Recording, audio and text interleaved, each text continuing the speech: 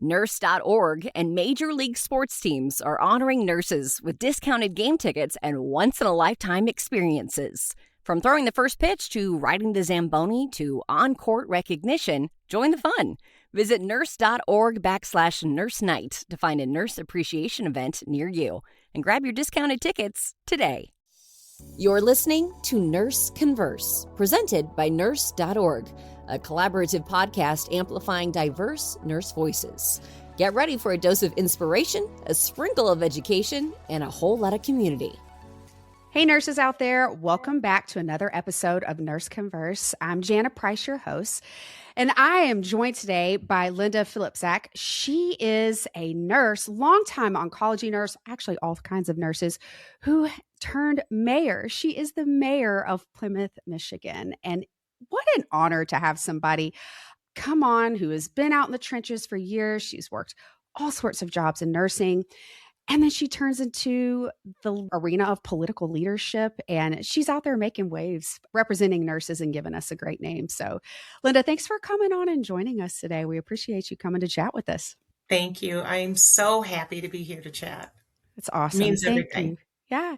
I have actually gotten to know Linda over the past few weeks, and I have to say, whenever you think of politicians, you think of maybe somewhat stiff and, just always, I don't know, not somebody you can really talk to. This is like talking to a really good friend. From the day one of meeting Linda, it was like talking to a good friend. And we've gotten to chat about all things political and all things in the nursing arena as well. And it just feels like we should have a lot more nurses in the political leadership arena. So I wanted her to come on today because I think that her skills of what she's learned in nursing obviously play out into the political world and to leadership within her community. And we're going to chat about it. So let's get started and let's talk about how the nurse became mayor. But first off, let's go back to your beginning roots. How did you become a nurse, and where was your calling when that first started?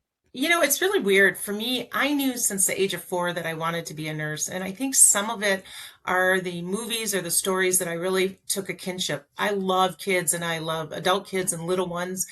But for me, watching like Sound of Music or Mary Poppins and then Julia the nurse, I always knew I wanted to be. And as I got older, I watched MASH, but I never faltered with my decision that I was going to be a nurse from the age of 4. I knew that was what I was going to be.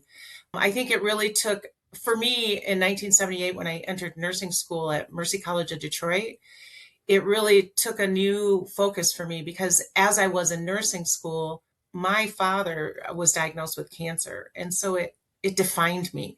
It defined everything that I then became further because I watched him and learned from him. So he set the trajectory for me and the path that I took as a nurse too. Would you say that would be probably what influenced you the most? Not just knowing at 4 that you were going to be a nurse, but your dad getting sick and walking through that was what decided it. That's a great story because that's actually how I became a nurse, was watching my dad. Yeah, watching my dad had a very tough incident. And I remember seeing how the nurses treated him and how they really walked our family through one of the toughest times of my life. And watching this nurse, that was it. I knew. I was actually a journalist at the time, and I completely changed career paths through my dad. So it's amazing out there. So thanks to those nurses who created a career path for us. So I think it becomes our heart and our passion. Does. And it because we walk the walk, then we're able to assist other individuals, patients, or families with the journey. And a lot of times my patients and their family members went, "How do you know I feel that way?" I said, "Because I've been in your shoes." And that really makes a difference. It does. Absolutely. Personal life experience.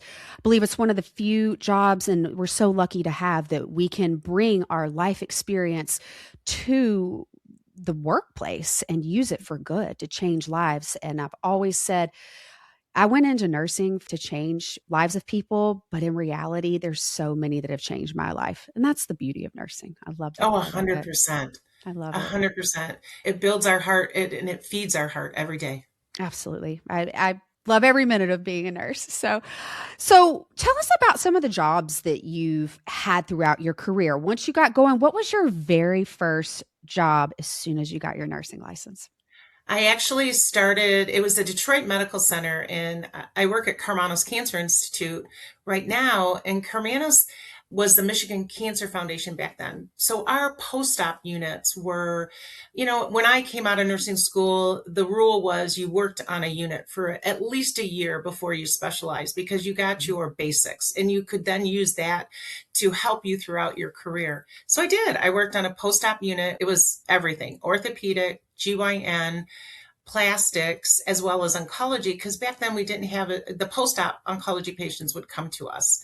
And I loved it. And as I continued to grow and learn, back then you had to do your midnight term and you got your comeuppance coming up and you learned how to work, but we worked together as a team. My best friend from nursing school, her and I worked on the same unit and went through the trenches together and learning how to become a staff nurse on a floor. Because you remember those days, your head in trepidation and fear and thinking, oh, you looked at your MAR 20 million times. Not that they don't today, but you get nervous when you're right out of school. Absolutely. And I think that helped me as I progressed through my clinical careers because I had those basics. Learning from the beginning. Going from starting out early, when did you step into any leadership positions throughout your career in nursing at Bedside? What's really funny, because I then became a mentor to new nurses, and then I became a preceptor. And I was thinking back, getting ready for us chatting today, and I thought, what are the different things that I did? But then going from a nurse preceptor, the new nurses, and helping them get used to the unit. I remember I worked on one of my favorite floors was also my post-op cardiothoracic floor. And the patients there and helping the new nurses come and work on that floor and learn the different post-op things that you need to do for your open hearts or your thoracotomies. Great unit. And then as I continued to go, I became a clinical coordinator of urodynamics in the OR. And then I went a little bit further. I went and got my MBA, and then I became executive director of physician recruitment. I was executive director of nursing recruitment and retention for the 10 hospital system. That was during the really hard times of when we had staffing issues and things like that. So we were able to accomplish getting some of the organizations out of agency at the time. And that was way back in the 90s and 80s. So it was a learning experience for me.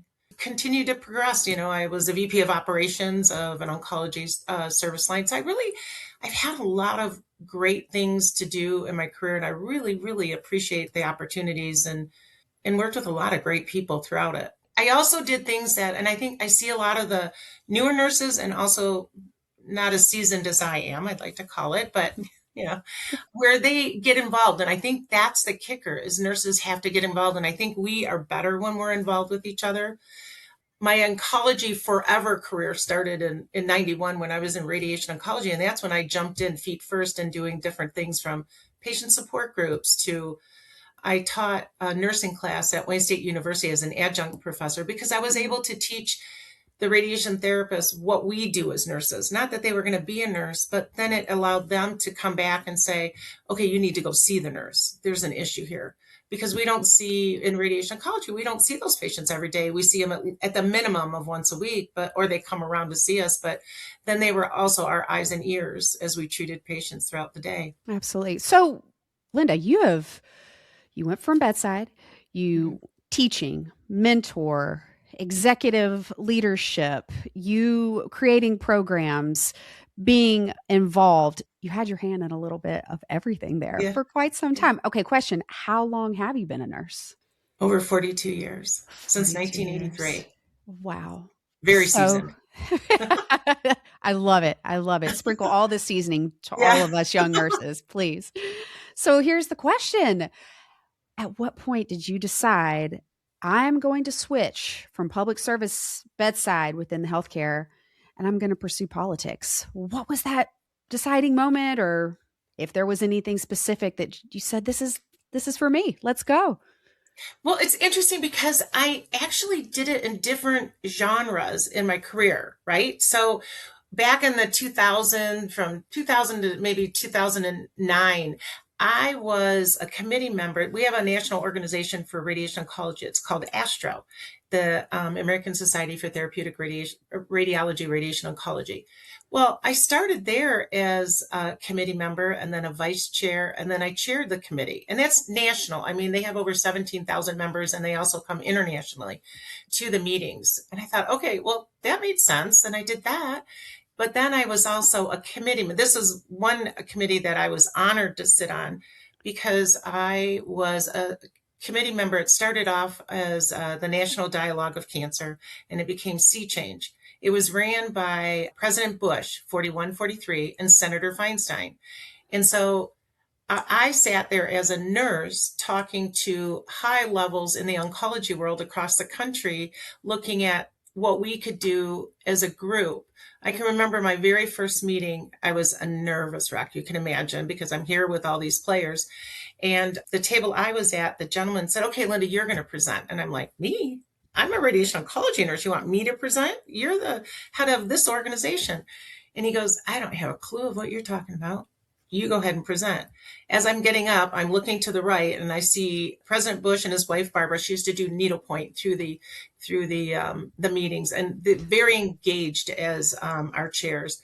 And I was a wreck. I thought I was going to pass out. I'm thinking, oh my goodness. But I loved every minute of it because we were engaged with what we were doing and trying to make a difference. And I think that's what mattered. So I think for me, it started way back then. And then the community I live in, one of my neighbors we got to be friends, and I found out that he was an anatomy and phys teacher. And you know what we as nurses do? Really? I had anatomy and phys. So I asked him if he knew my two instructors at Mercy, and they were his two best buddies. So the next thing I know, I said, yes, he's at my front door. And he goes, here, I want you to volunteer on a committee. And I said, I'm really busy. I don't think I have time. He goes, no. He came back multiple times. And then the next time I know, he has the application in his hand. He said, I'm sitting on your porch till you fill it out. I said, okay. So I did. And that was the beginning. And I really have loved it because I was on a committee called the Historical District Committee. And our town has historical buildings and homes, and that we ensure that the guidelines and structures and the integrity of the historical buildings are kept intact. I learned a ton from our chairperson and our co-chair and all the committee members. And that was my beginning. And I thought, okay, let's do this. That's fun. That's just, yeah, absolutely. So you took it even further. And this whole time that you're going through these committees and you're learning that you've got the skills, you know how to do this. At what point did it come up that you realized I'm going to run for mayor? What spurred that? In our city, it goes a little bit differently. So we run for city commissioner. Okay. So the citizens select 7 city commissioners to sit on the dais and represent the city. So I, at the time, was asked, would I consider running? And initially I said no, because I'm a very engaged oncology nurse. I really like my career. But then after I did more thinking about it, I thought, okay, I'll run. So I ran back in, I think it was 2020. And so when you run for city commissioner, then the city commission decides who will be the mayor and the mayor pro tem. It's a voting process between the teams. So you don't run for mayor, you run for city commissioner, and you get either a 2-year or a 4-year term. I'm currently on my second term of 4 years, and it was in November of 2025 that my peers elected me as mayor. Wow. And I accepted it. That's amazing. And they are so lucky to have you. And if any of you out there, I too am a recent somewhat transplant to Michigan myself from Florida, and Plymouth is a beautiful town. What a gorgeous place, and a really, really amazing place to visit. So it's amazing to know that you're out there making those changes. Is there anything through the political process of being a commissioner and then moving into the spot of mayor, were there any particular challenges that were surprising to you, especially coming from a healthcare role into this political dealing with a community that are not necessarily health related issues?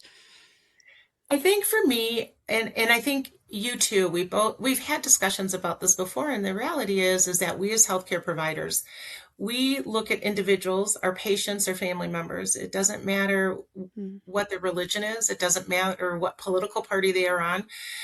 It matters that they're human, and we're here to take care of them. And I really do think that transcends into citizens. As a mayor and a city commissioner, I'm here to represent the city. I'm not here to represent what I think or what someone on the left or the right thinks. We have to all come together.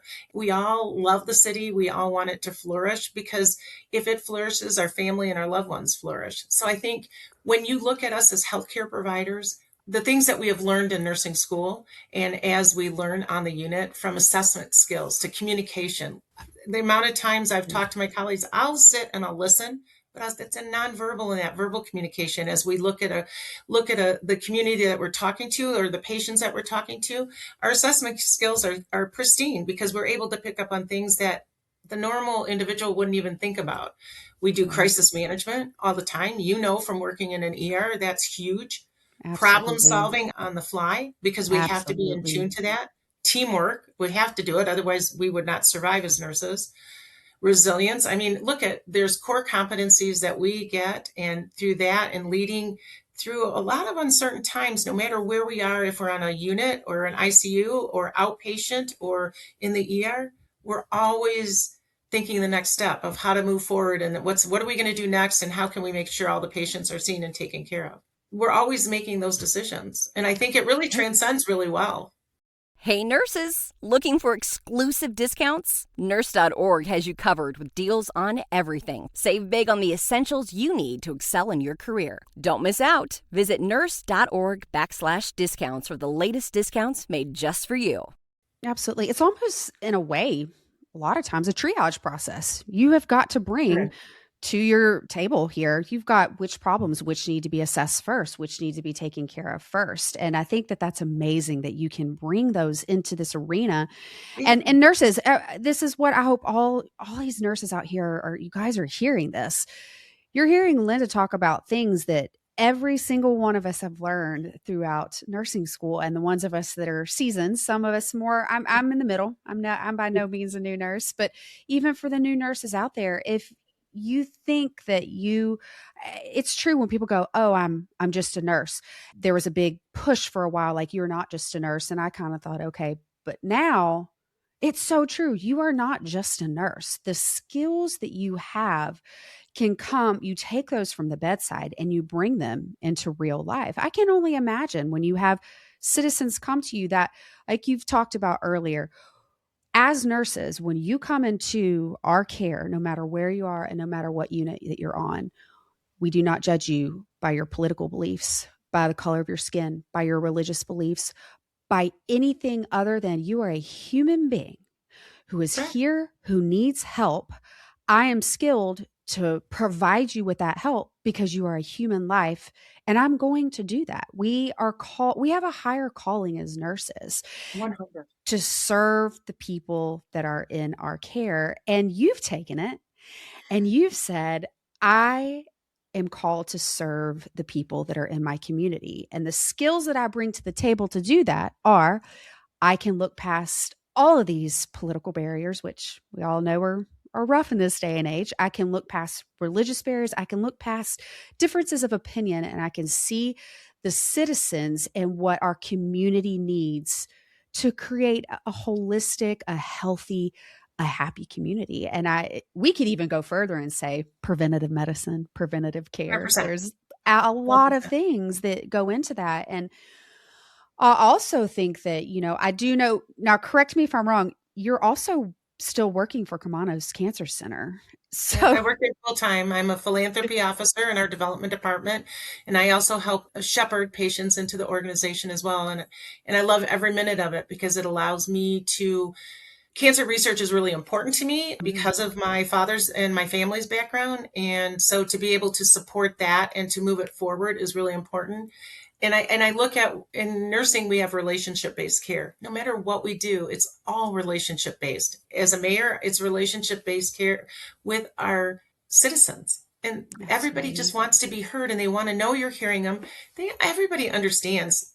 Just because I espouse to you that this is what I think and you should do this, we have to take it under advisement. As a nurse, It may not be the best thing for the patient. As the mayor or a city commissioner, it may not be the best thing for the city, but it may give us an idea of, well, maybe we can expound on that and maybe go a little bit right or a little bit left to make sure that everybody's happy and that we're getting the communication out, but getting the end result that we want of a flourishing city.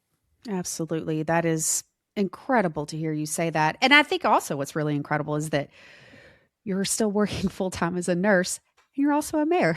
So that is, if anybody is out there, I don't know which one would be the side hustle, but you have the ultimate side hustle here as a mayor. And once again, just speaks so highly of you and also what we can do as nurses, which brings us to this next question.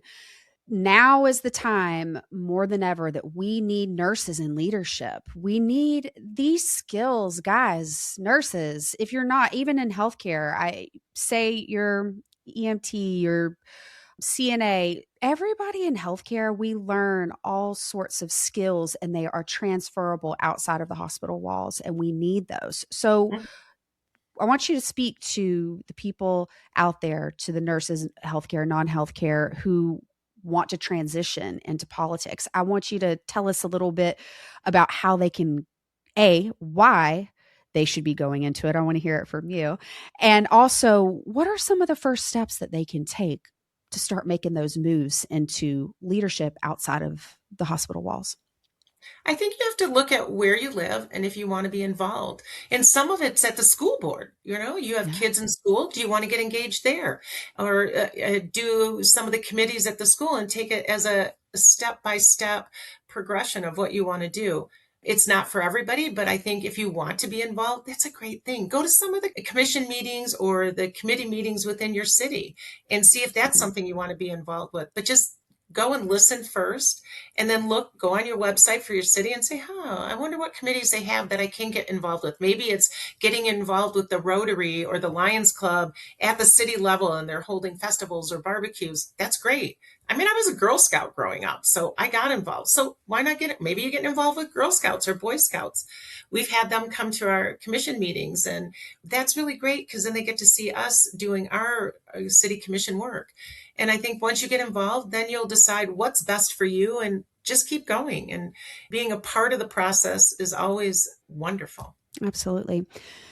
I know that there are some nurses out there and they're ready to do it. They're ready. But there's sometimes that feeling, like you said, you come out of nursing. It's just like coming out on your first days of nursing and you're terrified and you're scared.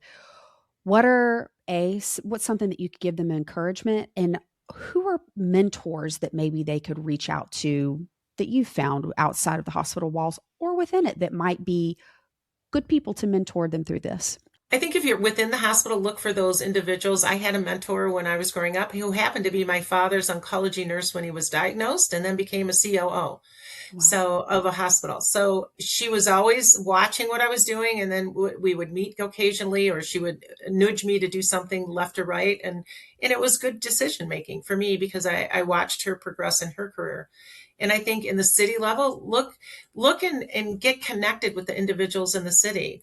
I think then they'll help to guide you and you become engaged. They're welcome to reach out to me if they have any questions. I'm open to that. But I think when you get involved, then you make a decision of how you want to get there. And by watching and listening, we've had new commissioners come to our committee, and it's easy to sit and listen, to watch, and then you verbalize and get engaged with the conversation. And I have to say, we're very blessed at the city level is because we have an amazing city administration. Our team of administration directors and team members, they run our city like a well-oiled machine, from our development team to economic development to our DMS, our elections. Everything is run pristinely, but they're an amazing, amazing group, and they truly are a family. We're very blessed in the city of Plymouth. That's awesome. And this is a question I wanted to ask earlier, and I'm remembering, what's the population of Plymouth? 9,300, just under 10,000. Awesome. Wow. We're striving for the 10. You're going to be close. After this, people are going to come running. Oh, yeah. It's so amazing to hear all these things that you've come on and tell us. And what an honor to hear how your experience has shaped how you look at policy, how you look at people, how you look at a process. And it's something that we can understand as nurses. This is not, I love the political field. Back in the day, years ago, I used to be a political journalist, and you know what? It was boring sometimes. And Yeah. it is Yeah. boring, but when you can take nursing and apply what you've learned in school, but even more importantly, you've worked so hard at the bedside. We all know nursing school is tough, but it doesn't even compare to when you get on the unit. That is you learn at the 100%. school of hard knocks very quickly.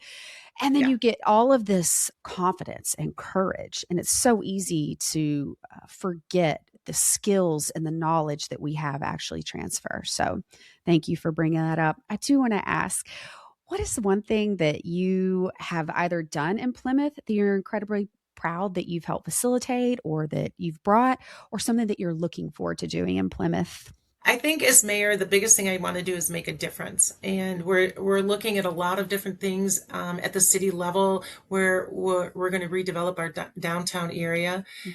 Our downtown area is very much family focused, friend focused. It's a gathering point. We have a gathering place for our farmers market, and we have music in Friday night music in the Kellogg Park. For me, I want to make a difference, and I want to leave our fabulous city just a little bit better and make a difference. And working collaboratively with my commissioners and as well as the city administration is really important to me. We really strive. A lot of people have come to our city and said it's like a movie theater or a movie. I don't know if I'm allowed to say Hallmark movie, but it really reminds you of a Hallmark movie when the snow is coming down, or you're in the streets and everybody's dancing from the music and everybody's getting along. And it really is a fabulous place for all seasons, from the fall where we have our scarecrows in the park to the summers with the music, and to the winter with our ice sculptures, which I did get to carve an ice sculpture this year. I'm really excited to say. And I came back with 10 toes and 10 fingers. Always a plus.